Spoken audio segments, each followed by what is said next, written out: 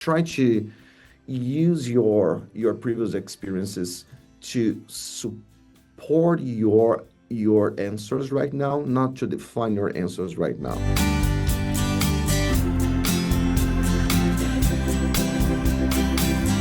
Hello everyone and welcome back to the iVentiv Insight series. I am delighted to be joined today by Fabio Sacoman, Vice President of Learning and Development at Expedia Group.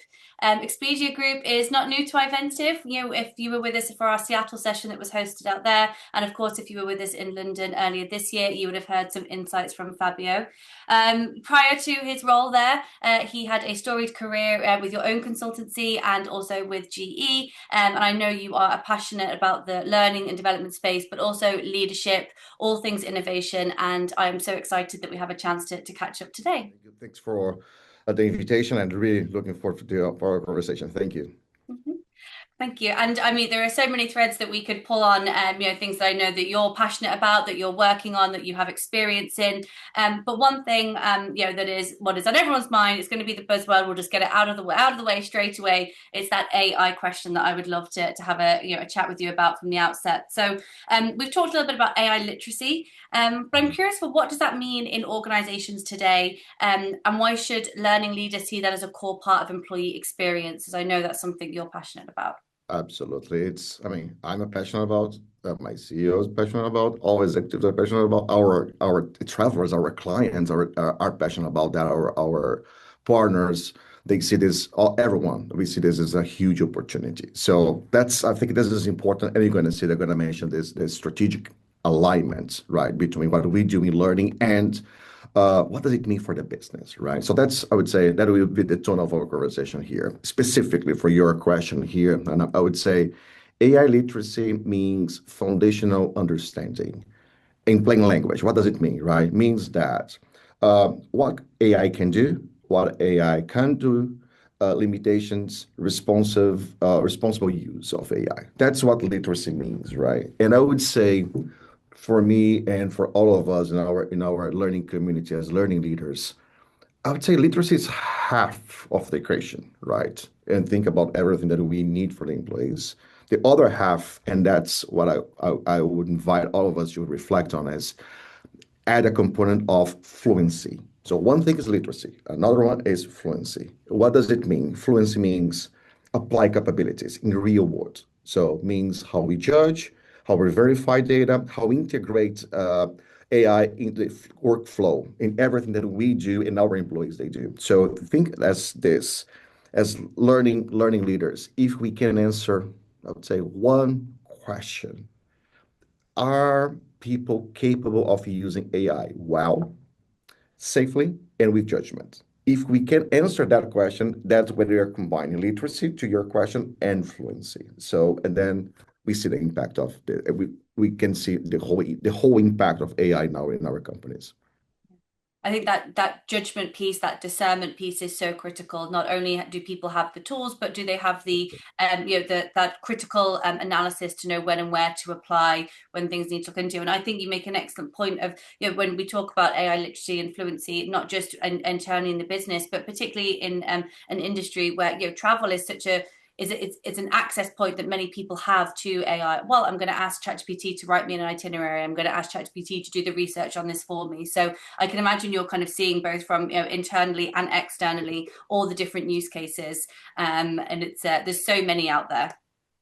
Absolutely, there's a great connection point here when you were mentioning, and in my case here, think about how I hold around 15,000 people capable of AI, as the way that I described, but knowing that our ultimate goal is how we translate that into business opportunities, right? With, as you said, our travelers, how we integrate tools around the world, how we keep our people up to speed, right? Updated of all those changes that are happening outside. So that dynamic that happens outside Expedia with our clients, we need to translate into what does it mean, right, for our entire population. So again, a great point that you made.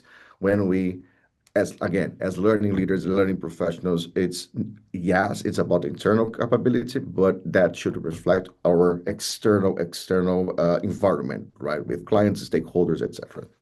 Because ultimately it is a societal change that we're all going through. It's not just happening in businesses and not in our own life. It is something that we have to be, just as people of a public, that we have to be mindful of. And you mentioned there that the responsibility of those of the employees, and how do you keep them up to speed, especially when it can be a little bit of a minefield of where to start with all of these AI tools. Mhm. So how have you had success in, particularly within the learning experience of building AI skills into the flow of work, versus feeling like it's another course, another compliance course that people have to go on? Totally. I think it's connected to the first question. When we think about literacy, right? I would say some lessons learned. If I can share this with our Yeah. our our group here, do not try to build your AI strategy or learning enablement strategy. Focus on adoption. Adoption is one step of this process, right? But have that in mind that your ultimate goal is to help people understand and apply, and all those characteristics that I told you, right? With that, do not think about building something for a specific tool, right? So AI tools. The reason is super simple, right? In 2 weeks, we can have different tools, completely different tools, more innovative than they were those ones that you have in your portfolio, right? So it doesn't make sense to do that. So in our case here, we don't build for the tool. We use tools for sure, but it's not about them. Try to not think or build for a specific role. So be role agnostic, tool agnostic, and role agnostic, right? So that's something that you can have when you are preparing or building all this your AI strategy, right? And with that, some concrete examples. Our stakeholders, they ask, "Oh, what's your 12-month roadmap? Show me what you're gonna do. Time for design, delivery, and some blockout moments." It doesn't make sense to do this for 12 months. So we change the narrative here. We run 3 month sprints. So every 3 months, I say, okay, this is what's going to happen. This is what we have in our pipeline. This is the set of products that we already have, and then we're gonna activate them. And by the way, there are some programs that we launched last year that we had to retire them because we just changed the tools there. We just changed the technology behind, right? But we can use some of the principles right now. So that's where the strategy building tool agnostic and role agnostic is important for that specific part. That's the principle that. And when we think about try to use, of course, in some moments we can design like traditional learning interventions. So could be like a live session, some e-learning, some things that people they use to consume. So there is a method of let's use that validated channel, right? That proven channel that we already have with our audience there. But that's I would say we have that. But the biggest success what we have seen here at Expedia is when we use some specific moments that matter, right, in our employees' life. An example of that, leadership offsites. So we have like VPs, SVPs getting putting their LTs together, and they usually have a moment there that they can discuss the org, they discuss talent, or they have like a learning moment. Guess what? With our strategy here, we go and through our as learning as a COE for the HR BPs, we work together as an HR team. We identify those moments and say, hey, we have an opportunity here because they're going to discuss this problem. And what if we facilitate this conversation and we inject AI there? So they solve a problem. Is an important moment. It's a moment that doesn't matter because they are together like twice a week, a year, and they learn how to do that. And guess what? 100% of those interventions have at least someone saying, "I love to have this to my teams." So we're gonna have my extended LT leadership team offsite, and I want to do this. Yeah. Great, we can do ourselves, or here's a toolkit for your leader that you can use and deliver the same type of experience that you have. So this is like a moment to your question, right? When you think about this frame and some principles that I shared, try to use those moments, try to find those moments, try to connect with leaders and tell them what's happening. And when you start doing this process, of course, the first two, three, four will be hard to identify and establish this. But when you have your early adopters, I mean, everyone wants this, and then there's another problem: how we scale that, right? Also, some tools and some agents that have created that they're going to be part of team meetings, project sprints, where the agent will help you solve a problem. And by the way, these are some learning nudges that you can use throughout this process. I think Yeah. kind of for me is, and again, just connecting those two questions, right? The first question was about what we deliver. I Yeah. think AI to the second question is a combination of what we deliver, but how we deliver it, right? And AI itself is a vehicle. AI itself could be a vehicle to deliver these things, and again, some agents that we can create, that we can curate, that we can be our learning partner there in every meeting, that in every intervention that we see. Yeah. I think one thing that's really important, and I can hear in how you're talking about it, is making sure that the organization and individuals know that this AI transformation or upheaval, as seismic as it is happening with you, not to you. It is in tandem. This is to further your own development and your own things. And I think those moments of matter where it really resonates of the potential, not just the, translating from that fear to excitement, but saying, oh, actually, we could really leverage this. Is there a moment that matters that stands out for you in your own AI journey? I know you've probably been thinking about this a lot longer than maybe people have been talking about it on LinkedIn, but I'd be curious to know if there's one moment that stands out for you in that. Absolutely, those moments. For my own experience, I remember one moment that was really interesting. Was exactly a year ago when we have like a HR leadership gathering with like the top 50 to 80 HR professionals here at Expedia, and we were discussing HR, like a literacy, some awareness, and that moment for me was an aha moment because that was the first time that I was asking myself about my role with AI and my team's role with AI as well. So a little bit of using some HR language here, right? About some org design. Oh my God, I need to design the org having those capabilities. I need to design roles and ask people to do different things without knowing exactly what do we want. You know what I mean? So that for me, to your question, that was a moment that mattered for me in the past and the last year. And that for me was like a aha moment to discussing with those leaders in the room. And that moment was like I would say some awkward silence when we realize, oh my gosh, I think some roles will be different moving forward. And Yeah. yes, how does it look like? I don't know. I have some ideas, and then that's when we need to change some mindset as leaders, right? And again, as HR leader, in that specific room. It's that moment when you kind of you look and you realize actually the road that is ahead is so much bigger and different than even anyone could have conceptualized at the beginning of the conversation. But that's why I also really appreciate the way that you said, there's really no sense in building a 12-month roadmap, because we could have this conversation next week and there would be a different AI product and a new development, and something would have been sunsetted and something would have been outdated. And so I think that shorter, 3-month sprint, it keeps things achievable, it keeps things current, it keeps things, we're going to be working on this of what it means right now. And as you say, you can always take those lessons forward, but also it builds in that moment to say, okay, well, it's already moving on from that. And you mentioned that the conference of having those large, those top 80 leaders. How important is it for you to identify those kind of those champions in the organization, and what is the role of the learning team in really identifying or and platforming those leaders?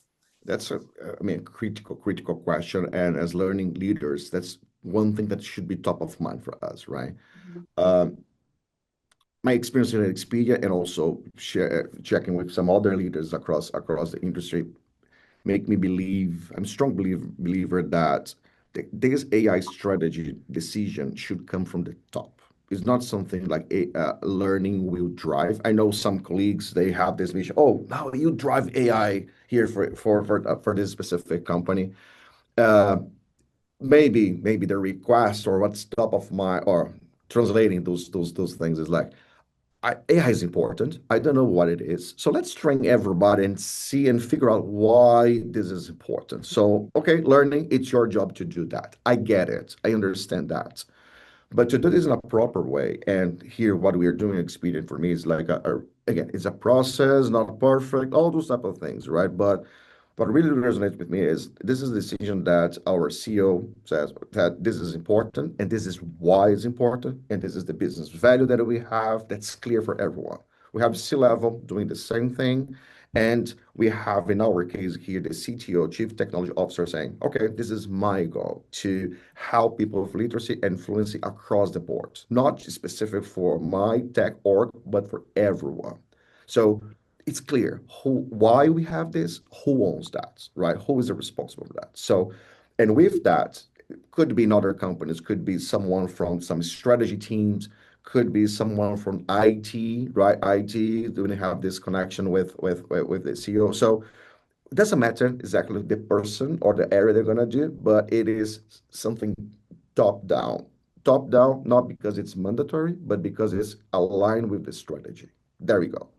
And with that, learning, I see us as strategic enablers, right? I make sure that you say the strategic enablers, because enablers could be mean like, oh yeah, order takers, go there and deliver training. It's not about that. Yes, the how is important. So things that I shared with you, right? So think about tool agnostic, role agnostic, but we create frameworks. We have like a framework that we can do that. We think about behaviors associated to what we want with AI. But also we can expand this conversation through talent management. Okay, what does it mean when people need know more about AI, and how that is that connect to the future of our leaders, of our employees, right? Who want to? Why is this important for the future experience and people that are there? We can expand and influence our conversation across the whole HR ecosystem as well, right? So who do we say are we rewarding as top performers? Those folks there are embracing AI or not? Is the AI a component that will differentiate performance or not? So we can influence and drive this conversation, although it's not our remit to take decisions, but we can bring that as we know more about AI. Other areas here, and I'm outside of the HR team, I think that are really, really important and have like great partnership here at Expedia. Procurement. So procurement will help us with vendors, and we have so many vendors, great vendors, but with different capabilities. And our procurement team will help us with putting some guardrails, but also being agile and fast to onboard those potential vendors, right? Assuming that we don't need to build everything in-house, right? Legal security team, it's key. They are key and super important for the same reasons, right? Help us with, okay, data protection is an important asset here for us. It's really important. It's a non-negotiable. How we develop or talk about AI and onboard those new technology, new vendors without any risks for the company. So they help us with this process. And of course, EIT, here in our case, EIT or IT, it's like they provide tools, right, for us, right? So this is the team that will help me say, hey, we are using these tools, but in 6 months we might go to another tool. And okay, regardless the tool that we have, we need to have that in mind when we are designing, we're getting our framework and using those parameters, right, to move faster when we need to train people on whatever we decide. So everyone aligned to the big why, and again, this importance of the strategy that we have behind, and our role as strategic enablers on the how, and also all those things that I told you. One, just another topic. We can help, and we should help as learning leaders with the change management behind all those type of things. So yes, it's how we hold people capable, but also how we help the tech office and our leaders to understand, okay, where we are, right? So think about that. Literacy means, okay, I understand, but fluence means people are using this. So we can help identify this best strategy, learning strategy to reach out all those folks there. We can influence with metrics as well. We can help them understand the right metrics. And just a teaser, not completion. Completion is not something that we are looking for here. Yes, we can track that, but it's not the most important one. So we may not decide that, but we can influence and help everyone to take the best decision for the company, right? Not for the specific individual agenda. I think that the strategic enablers is such a neat way of describing how I think everyone should show up to work, because built into that is agility, is, and you mentioned, yeah, the collaboration, already considering how you're working across all of those teams, and to make sure that is everyone is brought along on the journey, that you are still, you know, you're future proofing the organization, and really anticipating, well, what, you know, what could we run into here, how can we remove those barriers, and to your point, I think, you know, the role of the leader is, there's never been more spotlights on leaders, both internally in organizations and externally as well. And that role is shifting so much. And, you know, as someone that's been in a leadership role, not just in, you know, the organization you're with now, but I know you've also had, you know, you've been a leader of your own organization. And I know from other conversations that you have had some really pivotal moments with leaders yourself that have really affected how you've been able to, you know, to pivot your career and develop and change, and so keen to pay that back. Um, Maybe it's a bit of a broad question, but like, what does it mean for leaders in this moment of time then? And how can, is there any advice, or is there one thing, or even in your own work, or just generally speaking, what would you advise leaders to think about as they're showing up to these conversations that are, you know, seismic? You mentioned change management. It's up in the conversations that we have here at iVentiv. I think it was 42% from up on last year, because people know that there are, you know, as with all things, there will be difficult conversations at the same time as there are opportunity conversations, and yeah, it's changing so much. That's a great question, and I'm gonna answer this the way that I answer to myself when I have those moments, right? And also when I'm working with and coaching, mentoring my peers, other leaders here across Expedia and outside Expedia. The very first thing that I comes to my mind that I've learned is just be brave and courageous to ask the question that you need to ask, right? In terms of, don't avoid those tough questions like what does it mean to your role? What does it mean to your org? What does it mean to the company? Don't avoid those type of things, right? So ask yourself. And when you're gonna answer those things, try to be really grounded on, okay, this is what I want. This is what I wish. This is what I wish would be true. And this is what the company needs, right? So when I think about that, it's like my question to myself is like, uh, this company here, but any company doesn't need me to be like a learning leader that I was in the past, right? When I was thinking about this curricular approach, when we have like okay, here's knowledge, right? I have everything. Just come serve it yourself. We have some cool self-serve assets, or enjoy join this live session with the right this facilitators that you can find on Earth. It's not about that. If and that what I used to do. Right now, when I answer that question, it's like that's not what the company needs. They need someone here that understands technology.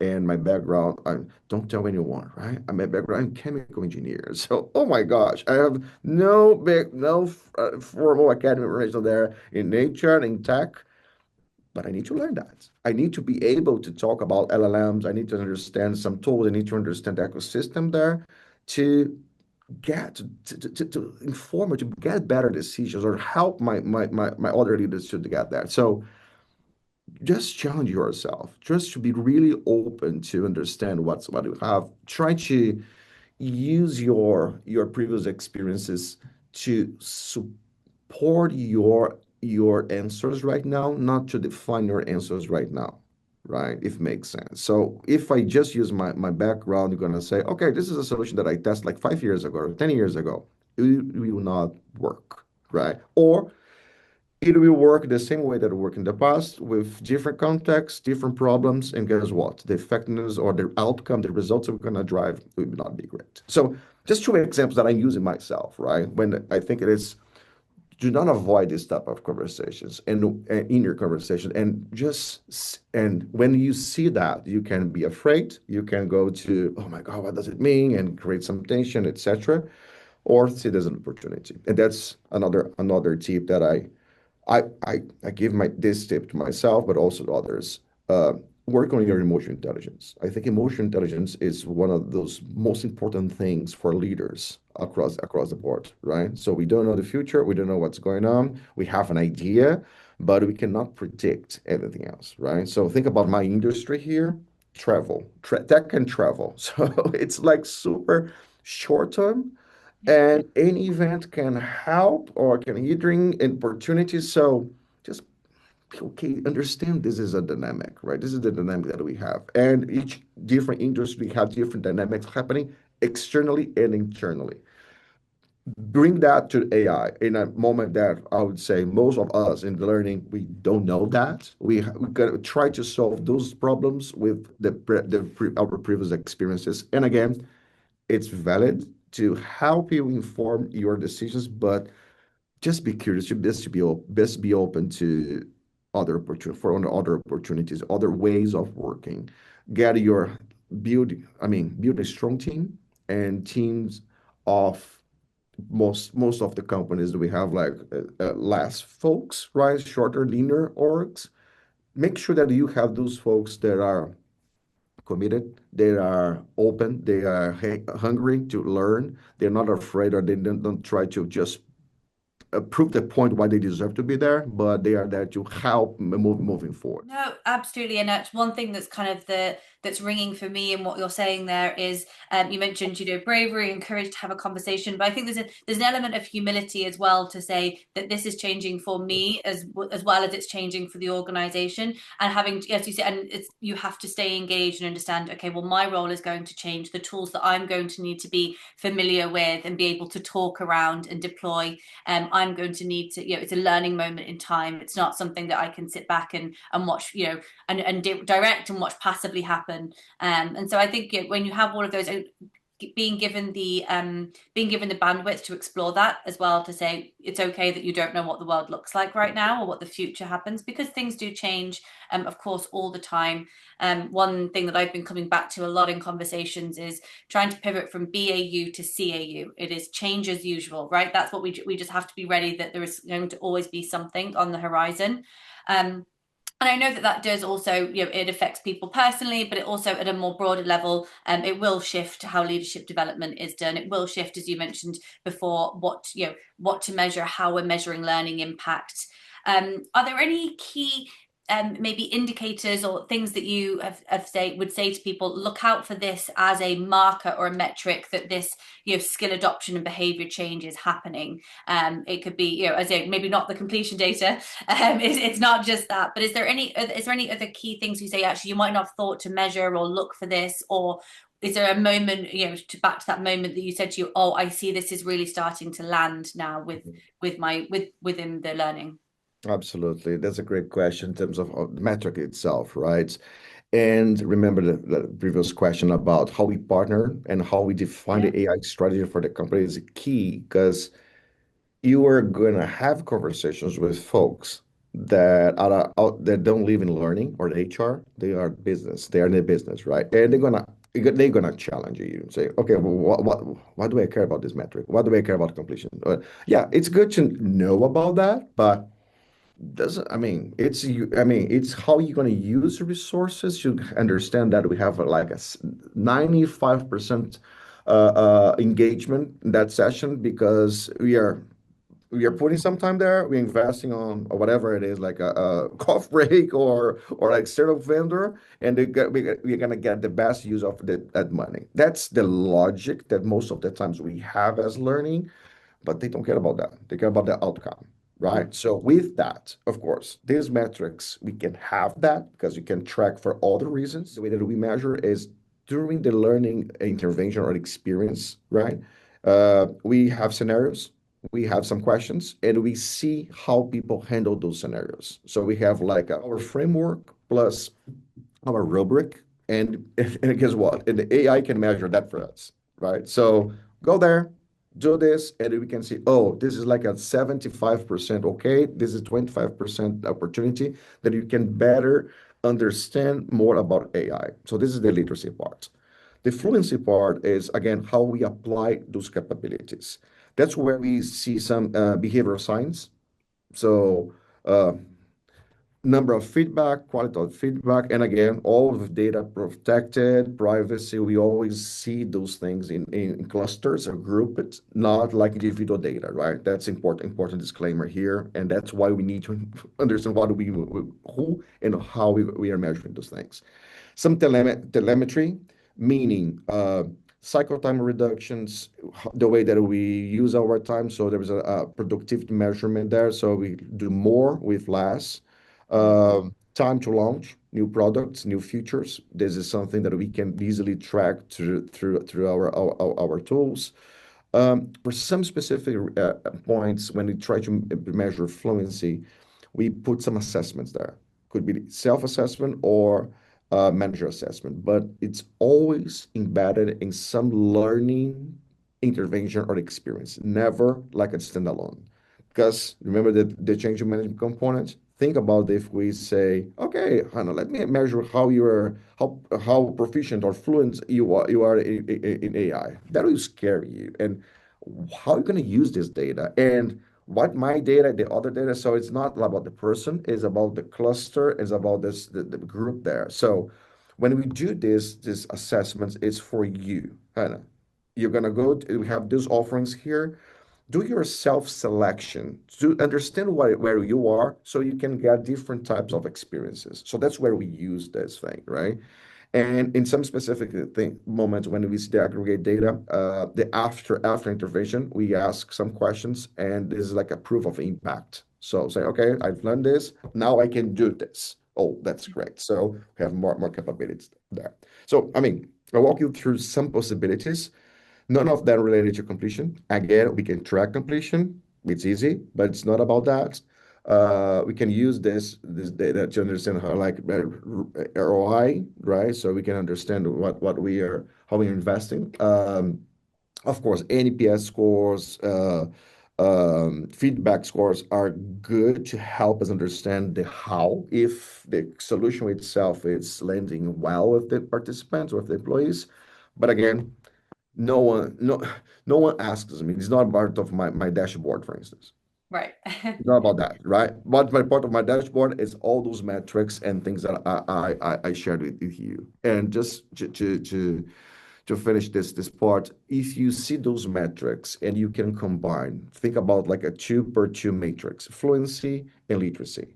So Yeah. we have four personas, right? So high fluence, low fluence, high literacy, low literacy. And depending on where you are there, it's some metrics and where we see the aggregate data for our team, we can understand what is the best or most effective learning interventions that we can position to all of them. Imagine that someone has like low literacy and low fluency levels, like is emerging. So that part that will require different strategy compared to high fluency, high literacy.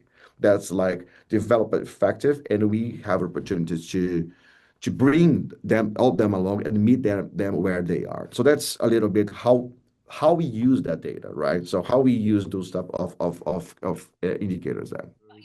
I think that 2 by 2 matrix is really important to understand you, because people will have those different levels, and also you may have someone that is more fluent in maybe their personal application versus in how they're applying it at work, and so being able to track what that means, which means you can move people into around different quadrants. We've used that ourselves in how do you move from purely operational to really transformative, and Mhm. so pushing from that corner through.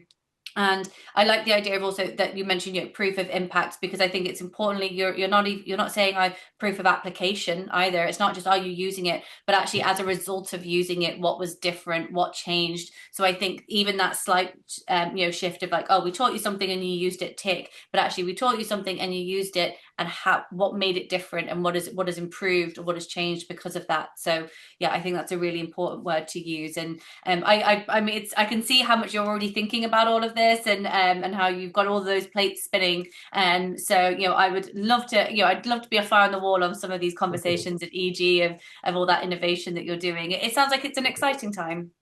Totally. And remember your question about who should be involved in those things. And the more that it's interesting.